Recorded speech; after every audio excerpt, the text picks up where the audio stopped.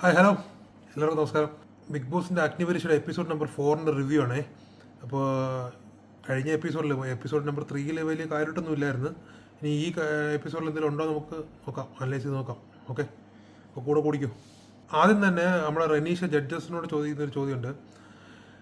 ഇന്നത്തെ എപ്പിസോഡിൽ നിങ്ങൾക്ക് എവർക്ക് കൊടുക്കാൻ പറ്റുന്ന എന്തെങ്കിലും ഒരു ഉപദേശം ഉണ്ടോ എന്ന് ചോദിക്കുമ്പോൾ നമ്മുടെ റിയാസ്, പേഴ്സണാലിറ്റി ഉണ്ടെങ്കിൽ ഇവിടെ ഇരിക്കാം, പേഴ്സണാലിറ്റി ഇല്ലെങ്കിൽ you can go back to your home എങ്ങനെ പറഞ്ഞ് നിർത്തിയിട്ടുണ്ട്. അതിനുശേഷം ഒരു ടാസ്ക് സ്റ്റാർട്ട് ചെയ്യുകയാണ്. ടാസ്കിന് മുന്നേ ടീം തിരിക്കാൻ പറഞ്ഞു. അപ്പോൾ ടീം 4 ടീമാക്കി. ഒന്ന് റെനീഷയ്ക്ക് ഒരു ടീം കൊടുത്ത്, നമ്മുടെ റിയാസിന് ഒരു ടീം, രഞ്ജിനിക്ക് ഒരു ടീം, അഖിൽമാർക്ക് ഒരു ടീം. ഇതിൽ ഈ 4 ടീം എന്ന് പറഞ്ഞാൽ അങ്ങനെ ചൂസ് ചെയ്യുന്നില്ല, അവർ തന്നെ ചൂസ് ചെയ്യുക. അതായത് മറ്റേ നമ്മുടെ പേപ്പറിൽ പേരെഴുതിയിട്ട് ഇടുക, ഒരു ബോൾ ഇട്ടിട്ട് കൊണ്ട് കൊടുക്കുക, അപ്പോൾ എടുക്കുക. അപ്പം റെനീഷയുടെ പേര് കിട്ടിയ ആൾക്കാരെല്ലാം ഒരു ടീം.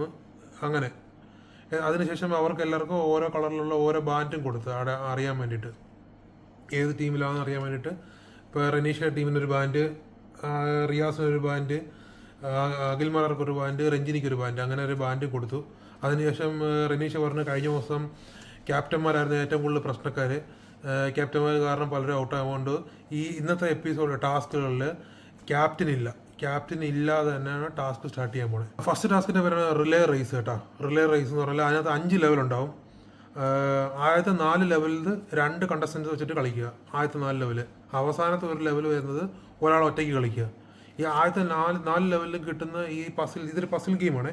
അപ്പോൾ ആ പസിലിൻ്റെ പീസസ് അവസാനത്തെ ലെവലിൽ അത് വെച്ച് കംപ്ലീറ്റ് ചെയ്യുക എന്നുള്ളതാണ് ഈ ഗെയിമിൻ്റെ ഒരു രീതി. ഏറ്റവും കുറഞ്ഞ ടൈമിനുള്ളിൽ ഇത് ഫിനിഷ് ആക്കുന്ന ഏത് ടീമാണോ അവരാണ് വിജയിക്കുന്നത്. ഇതാണ് ഈ ടാസ്ക്. ആദ്യത്തെ ലെവൽ എന്ന് പറയുന്നത് അതിനകത്ത് ഒരു ബാർബല്, ഒരു ഡംബല്, ഒരു കെറ്റിൽ ബെല്ല്. ഇതിന് സംഭവം പറഞ്ഞാൽ ഈ നമ്മളിപ്പോൾ ഈ സംഭവം കൊടുത്തിട്ടില്ലേ, ഈ പ്രോപ്പർട്ടി കൊടുത്തിട്ടില്ലേ, ഈ പ്രോപ്പർട്ടി വെച്ചിട്ട് ജഡ്ജസ് പറഞ്ഞതനുസരിച്ച് അഭിനയിക്കുക എന്നുള്ളതാണ് ആദ്യത്തെ ടാസ്ക്, ആദ്യത്തെ ലെവലിലുള്ള പ്രത്യേകത. അപ്പോൾ അതിൽ ജഡ്ജസ് ഇംപ്രസ് ആയാൽ മാത്രമേ നെക്സ്റ്റ് ലെവലിലോട്ട് പോകാൻ പാടുള്ളൂ കേട്ടോ. അതാണ് ഈ ടാസ്കിലെ ഫസ്റ്റ് ലെവൽ. ഈ ലെവൽ പൂർത്തിയാകുമ്പോഴേ അവർക്കൊരു 4 പസിൽ കാർഡ് കിട്ടും. ആ 4 പസിൽ കാർഡ് അതിൻ്റെ അവിടെ സെൻറ്ററിൽ വെച്ചേക്കുന്ന ഒരു റെഡ് ബോക്സ് ഉണ്ട്. ആ ബോക്സിനുള്ളിൽ നിക്ഷേപിക്കണം. ഓക്കെ, ഈ ബോക്സിനുള്ളിൽ ഈ കിട്ടിയ പസിൽ 4 ഇട്ടിട്ട് അവിടെ കൊടുത്തിരിക്കുന്ന ഒരു മാർക്ക് ഉണ്ടാവും. ആ മാർക്കിൽ വന്ന് നിൽക്കുക, ആ മാർക്കിനകത്ത് വന്ന് നിൽക്കുക. അതിനുശേഷം മാത്രമേ നെക്സ്റ്റ് ലെവലിലോട്ട് പോകാൻ പറ്റത്തുള്ളൂ കേട്ടോ. ലെവൽ 2 എന്ന് പറയുന്നത് അവിടെ കുറച്ച് ഫുഡ് കൊടുത്തിട്ടുണ്ടാവും. അത് കഴിച്ചു തീർക്കാനുള്ളതാണ്. ആദ്യത്തേക്കുള്ള ഭക്ഷണം മൊത്തം കഴിച്ചു തീർക്കാനുള്ളതാണ് രണ്ടാമത്തെ ലെവലുള്ള ഒരു ടാസ്ക്. അത് കഴിച്ചതിന് ശേഷം അവിടെ ഉണ്ടായിരിക്കുന്ന വീണ്ടും ഒരു 4 പസിൽ കാർഡുകൾ കിട്ടും.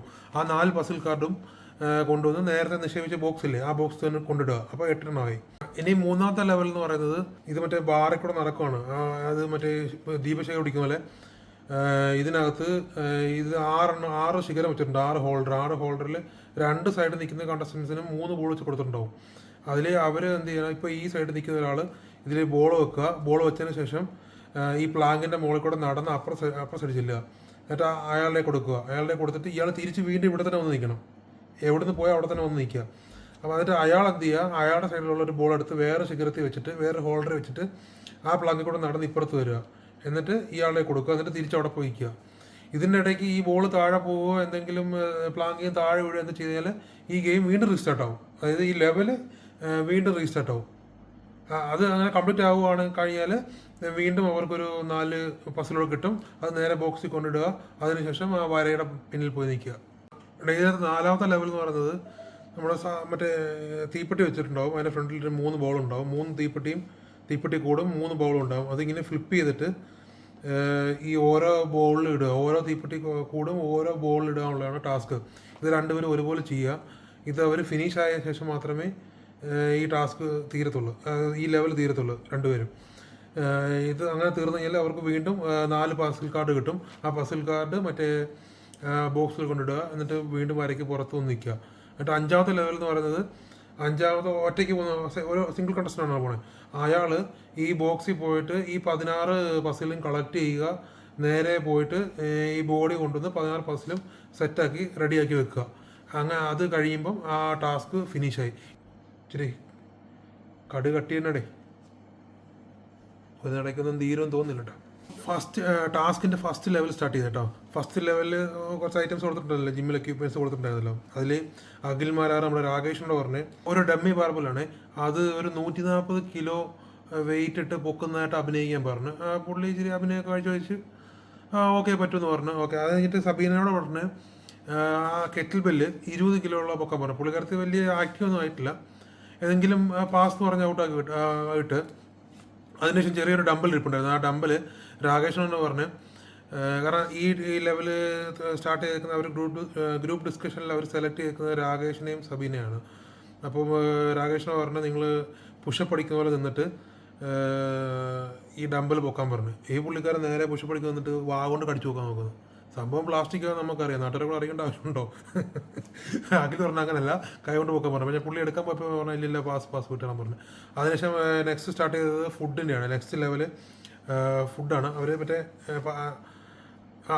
പസിലിൻ്റെ കാർഡ് അതിനുശേഷം എടുത്ത് കൊണ്ടുവന്ന് സെൻട്രൽ ബോക്സ് ഇട്ട് അതിനുശേഷം ഫുഡിൻ്റെ ലെവലാണ് സ്റ്റാർട്ട് ചെയ്തത്. ഫുഡ് കഴിച്ചുകൊണ്ടിരിക്കുന്നുണ്ടായിരുന്നു. അപ്പോൾ ഈ ഷിജുലാലും ശ്യാമും കൂടെ ആയിരുന്നു ഫുഡ്, അല്ല മറ്റേ ശ്രീറാമും കൂടെ ഫുഡ് കഴിക്കുന്നത്. കാരണം ശ്രീറാം ജിം ട്രെയിനറൊക്കെ ആയിരുന്നു എന്ന് പറഞ്ഞല്ലേ. ബർഗറും ലസ്സി മറ്റേ കപ്സൊക്കെ കൊടുത്തോണ്ടിരുന്നത്. ഈ സംഭവങ്ങൾ ഈ നിൽക്കുന്ന സമയത്ത് നമ്മളൊക്കെ കടയിൽ പോയി കഴിക്കുമ്പോഴാണ് ഈ ചുമ്മാ ഈ വെപ്രാളത്തിനിടയ്ക്ക് കഴിച്ചു തീർക്കാൻ പറ്റുന്ന കാര്യമാണ്. അങ്ങനെ ഒരു വിധത്തിൽ ഛർദിലും ബഹളവും ഒക്കെ ആയി ഒരു വിധത്തിൽ കഴിച്ചൊപ്പിച്ച് പിന്നെ അഖിൽമാരെ ചെക്ക് ചെയ്യാൻ വന്ന്. അപ്പോൾ അങ്ങനെ അത് കഴിച്ചെന്ന് പറഞ്ഞ് കൺഫേം ചെയ്തു. അതിനുശേഷം പസിൽ കാർഡും കിട്ടി. നെക്സ്റ്റ് ലെവലോട്ട് പോയി. നെക്സ്റ്റ് ലെവല് അവർ കംപ്ലീറ്റ് ആക്കി. ഓവറാൾ ഇതിന് ശേഷം ഈ 4 ലെവലും കംപ്ലീറ്റ് ആയി കേട്ടോ. ശിവനാണ് ലാസ്റ്റ് വന്നേക്കുന്നത് കേട്ടോ, മറ്റേ ആ പസിൽ കാർഡ് നിരത്താൻ വേണ്ടിയിട്ട്. ആ പസിൽ കാർഡ് അകത്തുനിന്ന് പോയി എടുത്ത് നിരത്തി. ഇത് മാവേലിയുടെ ഒരു ഫോട്ടോ ആയിരുന്നു കൊടുത്തിരുന്നത്. പുള്ളിക്കാരത്തി ആ നിരത്തി ഓക്കെ എന്ന് പറഞ്ഞപ്പോൾ തെറ്റിപ്പോയി. അതിനിടയ്ക്ക് ഈ സൈഡിൽ നിൽക്കുന്ന ആൾക്കാരെല്ലാം ബഹളം വെച്ചിട്ട് രഞ്ജിനി കാളിദാസിൻ്റെ ഒരു ഓവർ ഷോ. ഈ രഞ്ജിനി കാളിദാസ് ഭയങ്കര പക്കാ വേസ്റ്റാണ്. ഈ ജഡ്ജിമെൻറ്റിലിരിക്കും ചുമ്മാ എന്തിനാണ് അനാവശ്യമായിട്ട് അവിടെ ഇരിക്കുന്ന കണ്ടസ്റ്റിനെക്കാട്ടിലും അലമ്പാണ് ഈ രഞ്ജിനി കാളിദാസ്. ആ പൂജേനെ എനിക്ക് ഇഷ്ടമേ അല്ല കേട്ടോ. അതിൻ്റെ ഭാഗമായിട്ട് ഈ പൂജ എടുത്ത് ഭയങ്കര shouting. Pooja I will notice you not in a good way. ഇതൊക്കെ പറയേണ്ട ആവശ്യമൊന്നുമില്ല പ്രത്യേകിച്ച്. കാരണം അവിടെ എല്ലാവരും അലമ്പിക്കണം. പൂജ പറയുന്നുണ്ട്, ഞാൻ അവരെ ഡൈവേർട്ട് ചെയ്യണം, അവരെ കോൺസെൻട്രേഷൻ ഡൈവേർട്ട് ചെയ്തുകൊണ്ടിരിക്കുകയാണ്. പിന്നെ എന്താ പ്രശ്നം എന്ന് ചോദിക്കുന്നത്, അതിന് ആൻസർ ഇല്ല, അതിന് രഞ്ജിനിക്ക് ആൻസർ ഇല്ല. അവിടെ കണ്ടസ്റ്റിനെക്കാട്ടിലും മോശമാണ് ഈ ജഡ്ജസ് എന്ന് പറഞ്ഞാൽ, എസ്പെഷ്യലി ഈ രഞ്ജിനി ഹരിദാസ്. എനിക്ക് പണ്ടേ ഇഷ്ടമല്ല കേട്ടോ യഥാർത്ഥത്തിൽ. എനിവേ ഇത് കഴിഞ്ഞപ്പോൾ വേറെ ടെസ്റ്റ് കൊടുത്തേക്കുന്നത്. ഈ നിൽക്കുന്ന കണ്ടസ്റ്റൻസ് പറഞ്ഞ് നിങ്ങളുടെ ഗ്രൂപ്പിൽ നിന്ന് വേസ്റ്റ് പെർഫോമർ സെലക്ട് ചെയ്യാൻ പറഞ്ഞു. അതെങ്ങനെ നമുക്ക് സെലക്ട് ചെയ്യാൻ പറ്റും? നമ്മുടെ കൂടെ നമ്മളെല്ലാവരും ഒരേപോലെ കളിച്ച് ഫിനിഷ് ആക്കി ഒരു ഗെയിമിനകത്തുനിന്ന് വേസ്റ്റ് പെർഫോമർ എങ്ങനെ എടുക്കാൻ പറ്റും? അതിനുശേഷം ഗുഡ് പെർഫോമർ ജഡ്ജസ് സെലക്ട് ചെയ്യും. അതൊരു പാർഷ്യാലിറ്റി അല്ലേ? വേസ്റ്റ് പെർഫോമറിനെ ഇവർ സെലക്ട് ചെയ്യുന്നുണ്ടെങ്കിൽ ഗുഡ് പെർഫോമറിനെ ഇവർ തന്നെ സെലക്ട് ചെയ്യണം. അതല്ല അതിൻ്റെ ഒരു ലോജിക്ക്. ഇതങ്ങനല്ല.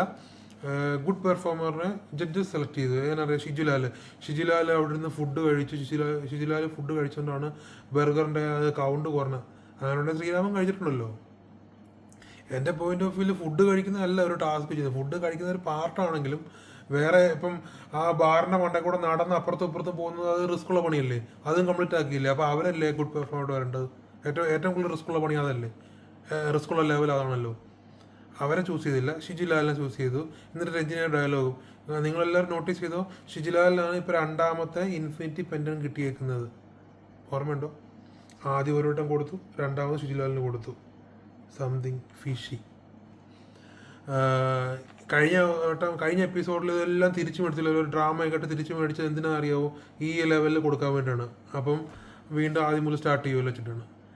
കൊള്ളാടെ എന്തായാലും കേട്ടോ, നല്ല ഓഞ്ഞ പരിപാടി തന്നെ. സെക്കൻഡ് ടീം സ്റ്റാർട്ട് ചെയ്ത് കേട്ടോ. ഈ സെയിം ടാസ്കിനാണ് ഞാൻ പറഞ്ഞില്ല. സെക്കൻഡ് ടീം സ്റ്റാർട്ട് ചെയ്ത് നമുക്ക് ഒരുപാട് ലെങ്തി ആക്കണ്ട. സെക്കൻഡ് ടീമിൽ ഫസ്റ്റ് റിയാസ് കൊടുത്തത്. റിയാസിൻ്റെ വെയിറ്റ് 74 kg ആണ്.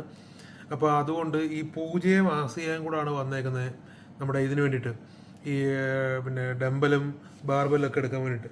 അപ്പോൾ അവരോട് പറഞ്ഞ് പൂജ എടുത്ത് പറഞ്ഞ് എന്താ എൻ്റെ വെയിറ്റ് 74 kg ആണ്, അതുകൊണ്ട് ബാർബൽ എടുക്കുക 74 kg എന്ന് വെച്ചിട്ട്. അപ്പം പൂജയും ആസിയയും കൂടെ ഒരു ഡ്രാമാറ്റിക് ആയിട്ടുള്ളൊരു സംഭവം ക്രിയേറ്റ് ചെയ്ത് കളിച്ചു.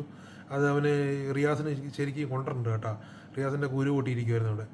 പിന്നെ റിയാസ് ചോദ്യം ചെയ്യുന്നുണ്ട് അതെന്താ അങ്ങനെ. അപ്പോൾ നമ്മൾ അവസാനം ചോദ്യം ചെയ്തും പറഞ്ഞു നമ്മളത് ഒരു ഡ്രാമാറ്റിക് അങ്ങനെ കളിച്ചാണ്, കുറച്ച് എൻജോയ്മെൻ്റ് ആക്കാൻ വേണ്ടി കളിച്ചാണ്, നമ്മുടെ സ്ട്രാറ്റജി എന്നൊക്കെ പറഞ്ഞിട്ട് ഒഴിവാക്കി വിട്ട്. ഇവർക്ക് ആർക്കും പൂജനെ ഇഷ്ടപ്പെടുന്നില്ല. കാരണം പൂജ ഇച്ചിരി സ്മാർട്ട് കുട്ടിയാണ്. ഞാൻ നോക്കിയിട്ട് കമ്പാറ്റിലെ ആ ഇരിക്കുന്ന ഈ 36 പേരുണ്ട്. ആ 36 പേരിൽ ഇത്തിരി ആക്റ്റീവായിട്ടിരിക്കുന്നത് പൂജയാണ് കേട്ടോ. ഇവർക്ക് അങ്ങോട്ട് ഇഷ്ടപ്പെടുന്നില്ലെന്ന് തോന്നുന്നു. ഇവർക്ക് വേണ്ടത് മൊണ്ണാളെയാണല്ലോ യൂഷ്വലി അങ്ങനെയാണല്ലോ നടക്കുന്നത്.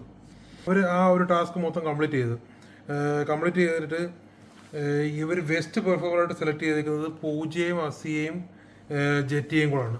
ഓക്കെ, പൂജയും അസിയയും മറ്റേ ആ ഫസ്റ്റ് ലെവലിൽ വന്നിട്ട് ഇത് അപ്പോളാക്കി പറഞ്ഞിട്ടാണ്. അതിനുശേഷം ജെറ്റിയെ ഫ്ലിപ്പിൽ ഇതാന്ന് പറഞ്ഞിട്ടാണ് ചെയ്തത്. ഗുഡ് പെർഫോമറായിട്ട് നമ്മുടെ രഞ്ജിനി ചൂസ് ചെയ്തിരിക്കുന്നത് രചനയാണ്. രചനയ്ക്ക് ഇൻഫിനിറ്റി പെൻറ്റൻ കിട്ടിയിട്ടുണ്ട് കേട്ടോ. എന്നിട്ട് മൂന്നാമത്തെ ടീമും ഇതുപോലെല്ലാം കളിച്ച് മൂന്നാമത്തെ ടീമിൽ ബെസ്റ്റ് പെർഫോമറായിട്ട് സെലക്ട് ചെയ്തിരിക്കുന്നത് അനഘ, അഫിയാൻസ ആൻഡ് സോന അലക്സ്. ഇവർ 3 പേരാണ്. ഈ അഫിയാൻസ് എന്ന് പറയുന്നത് അവർ സെലക്ട് ചെയ്യാൻ കാരണം പുള്ളിക്കാരത്തേക്ക് ഫുഡ് കഴിക്കാനുള്ള കേപ്പബിലിറ്റി ഉണ്ടെന്ന് പറഞ്ഞിട്ടാണ് പുള്ളിക്കാരത്തി ടീമിൽ വന്നത്. ആക്ച്വലി സോന പറഞ്ഞു എനിക്ക് അതിനെക്കാട്ടി കഴിവുണ്ട്, ഞാൻ റീൽസൊക്കെ ചെയ്യുന്നത് ചലഞ്ച് ചെയ്യുന്നതാണ്, അപ്പോൾ എന്നെ ആക്കിയില്ല എന്നാണ്. അപ്പോൾ അഫിയാൻസ് അവിടെ നിന്ന് ഡയലോഗ് അവിടെ വന്ന് പറയുന്ന പോലെയല്ല ഇവിടെ വന്ന് കഴിക്കുമ്പോൾ അതിൻ്റെ ബുദ്ധിമുട്ട്. അങ്ങനെ ബുദ്ധിമുട്ട് അറിയാമെങ്കിൽ പിന്നെ അഫിയാൻസ് അവിടെ നിന്ന് കഴിക്കേണ്ട ആവശ്യമില്ലല്ലോ ഇല്ലേ? പറയുന്ന ആൾക്കാർ വേണമെന്ന ആൾക്കാരൊന്നും ചെയ്യട്ടെ, വേണമെന്ന ആൾക്കാർ അവിടെ ഒന്നും ചെയ്യത്തില്ലേ? എന്തിനാ അത്ര ആരും തള്ളിക്കയറ്റി വിടുന്നൊന്നുമില്ലല്ലോ. പോയി എന്നിട്ട് നല്ല മന്തി അടിച്ച് കയറ്റിയിട്ട് ഈ ഡയലോഗ് അടിക്കരുത്. എന്നിട്ട് ആ ടീമിൽ ഷിഞ്ചിത്തിനെയാണ് ഇൻഫിനിറ്റി പെറ്റിന് കിട്ടിയായിട്ട് ചൂസ് ചെയ്തേക്കുന്നത്. ഞാൻ വലിച്ചു നിർത്താതെ പറയണം, അതുകൊണ്ട് പെട്ടെന്ന് പറഞ്ഞു കേട്ടോ. ഫോർത്ത് ടീമിൽ നിന്ന് ബെസ്റ്റ് പെർഫോമറായിട്ട് സെലക്ട് ചെയ്തേക്കുന്നത് ഷ്യാമിനെയും വർഷേനെയും അമലിനെയാണ്. ഷ്യാമിനെ ചൂസ് ചെയ്തത് ഇതുപോലെ തന്നെ സെയിം ഫുഡ് കഴിക്കാന്ന് പറഞ്ഞ് പോയിട്ട് ഫുഡ് കഴിച്ചില്ല, വാൾ വെച്ചിട്ട് കിടന്ന് പറഞ്ഞിട്ടാണ്. അമൽ അവിടെ കിടന്നിട്ട് പിന്നെ ബോഡി ബിൽഡ് എന്ന് പറഞ്ഞ ഷോ കാണിച്ചിട്ടുണ്ടായിരുന്നു. മറ്റേ പേഴ്സണാലിറ്റി ഇല്ല എന്ന് പറഞ്ഞിട്ടാണ് അമലിനെ ചൂസ് ചെയ്തേക്കുന്നത്.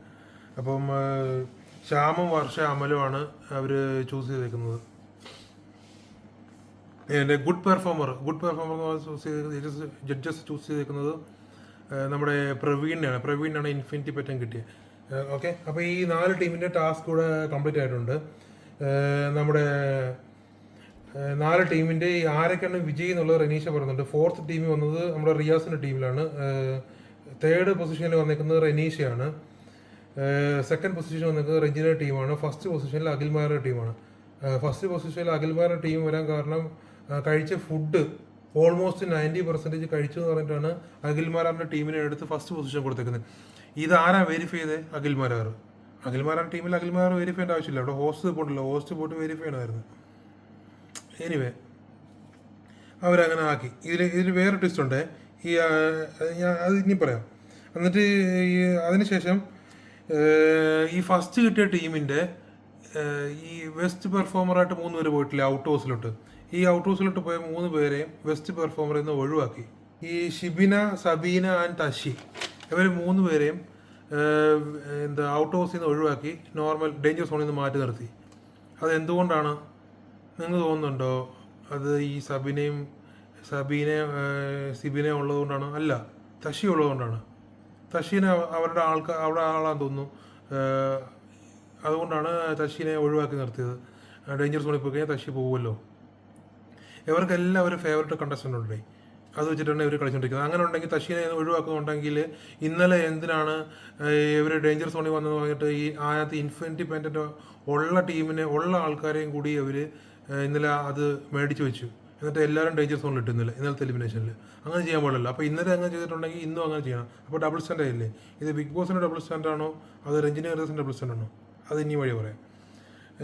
ഇതിൽ രഞ്ജിനി ഹരിദാസ് ഇവിടെ ജഡ്ജായിട്ട് ഇരിക്കാൻ ഒട്ടും യോഗ്യതയില്ലാത്ത ഒരാളാണ്. കാരണം പുള്ളിക്കാരത്തി ഫുൾ പേഴ്സണൽ ജഡ്ജസ് വെച്ചിട്ടാണ് കളിക്കുന്നത്. അതിൽ ഇന്ന് എലിമിനേഷൻ നടത്തിയിട്ടുണ്ടായിരുന്നു. ഇത് കഴിഞ്ഞ ശേഷം എലിമിനേഷനാണ്.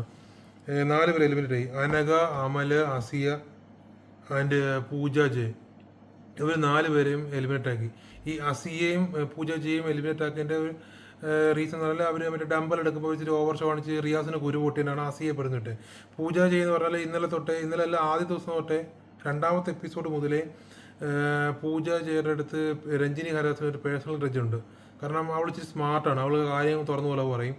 ഫസ്റ്റ് വന്നപ്പോൾ തന്നെ പറഞ്ഞു ഫെയർ ഗെയിം അല്ല അൺഫെയർ ആണെന്ന് പറഞ്ഞു. അപ്പോൾ ഇങ്ങനെ പറയുന്ന ആൾക്കാരെ അവർ നോട്ടീസ് ചെയ്തിട്ട് അവരെ പറഞ്ഞു വിടണം. അല്ലാതെ ഗെയിം കളിക്കുന്ന ആൾക്കാരല്ല ഇവർക്ക് വേണ്ടത്. ഇവർക്ക് വേണ്ടത് ഇങ്ങനെ കുറച്ച് മൊണ്ണകളായ കുറച്ച് ടീംസ് ഉണ്ട്. അവരുടെ കാര്യങ്ങളൊക്കെ നിലനിർത്താൻ വേണ്ടിയിട്ട് പറ്റുന്ന മൊണ്ണകളായ കുറച്ച് ആൾക്കാരെ വേണം അവരെ നിലനിർത്തുക. ഇത് മാത്രമേ ഉള്ളൂ. അല്ലാതെ നല്ല ആൾക്കാരെ കൊണ്ടുവരിക എന്നുള്ള അല്ല ഈ മലയാളം ബിഗ് ബോസിൽ ഇതുവരെ ഞാൻ കണ്ടിട്ടുള്ളതിൽ. ഒരു ബിഗ് ബോസിൽ നല്ല ആൾക്കാരെ കൊണ്ടുവന്നുള്ള ഒരു ഉദ്ദേശം ഇവർക്കേ ഇല്ല. നിങ്ങൾ തമിഴിൽ പോകണം. ടാലൻറ്റഡ് ആയിട്ടുള്ള ആൾക്കാരാണ് തമിഴിൽ വരുന്നത്. നിങ്ങൾ തെലുങ്ക് എടുത്ത് നോക്ക്, എക്സ്ട്രീം ടാലൻ്റ് ആയിട്ടുള്ള ആൾക്കാരാണ് വരുന്നത്. ഒന്ന് രണ്ടെണ്ണം അല്ലാതെ പോകുന്നതല്ലാതെ ബാക്കി എല്ലാവരും ടാലൻ്റ് ആയിട്ടുള്ള ആൾക്കാരാണ്. പക്ഷെ മലയാളത്തിൽ മാത്രം വരുന്നത് മൊത്തം വേസ്റ്റ് ആയിട്ടുള്ള ആൾക്കാരാണ് വരുന്നത്. അതിൽ വന്നിട്ട് അവിടെ നിന്ന് കളി പഠിച്ച് എങ്ങനെയെങ്കിലുമൊക്കെ തപ്പിപ്പിടിച്ച് കയറി പോകുന്ന ആൾക്കാർ മാത്രമേ ഉള്ളൂ. ഫോർ എക്സാമ്പിൾ കഴിഞ്ഞ വട്ടത്തെ വിന്നറിനെ പറയാമല്ലോ. എന്ത് ചെയ്തിട്ടാണ് വിന്നറായൊക്കെ? അവരുടെ ആൾക്കാരുണ്ട്. ഏഷ്യാനെറ്റിൻ്റെ പുത്രിയായതുകൊണ്ട് മാത്രമാണ് ഒരു വിന്നറാക്കിയത്. അത്രേ ഉള്ളൂ, വേറെ ഒന്നുമില്ല. ഇനി ഇൻഫിനിറ്റി പവറുള്ള 4 പേരെയും നിർത്തിയിട്ടുണ്ട്. ഷിജുലാൽ, രചന, ഷിൻജിത്ത്, പ്രവീൺ. ഇവർക്ക് 4 പേർക്കാണ് ഇൻഫിനിറ്റി പവർ ഇട്ടേക്കുന്നത്. ഇവർക്ക് 4 പേർക്ക് ഒരു സ്പെഷ്യൽ പവർ ഉണ്ടെന്നാണ് പറയുന്നത്. ആ സ്പെഷ്യൽ പവർ എന്താണെന്ന് നാളെ പറയാമെന്നാണ് പറയുന്നത്. അപ്പം നാളെ അങ്ങനെ പറഞ്ഞിട്ടാണ് എപ്പിസോഡ് അവസാനിക്കുന്നത്. ഇനി നാളെ കാണാൻ ബാക്കി. Okay, bye bye.